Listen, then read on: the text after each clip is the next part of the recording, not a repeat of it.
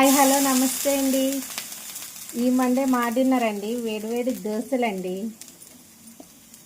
చూడండి దోశ వేస్తున్నాను. పెనం మీద వాటర్ ఎందుకు వేస్తారో మీలో ఎవరికన్నా తెలుసా అండి? తెలిస్తే కామెంట్ చేయండి.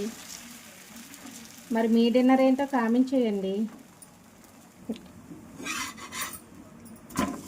మీకైతే దోశ క్రిస్పీగా ఇష్టమా అండి, ఇలా సాఫ్ట్గా ఇష్టమా?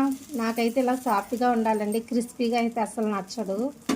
మీకు ఎలా ఇష్టమో కామెంట్ చేయండి.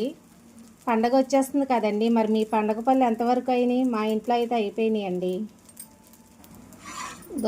దోశ అయితే ఎగిపోయిందండి, తీసేస్తున్నాను.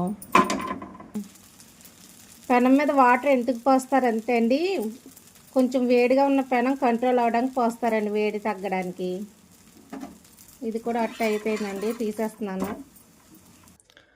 దోశ రెడీ అయిపోయిందండి. దాంట్లో కాంబినేషన్ కొత్తిమీర టమాటా చట్నీ అండి. ఈ కాంబినేషన్ చాలా బాగుంటుందండి.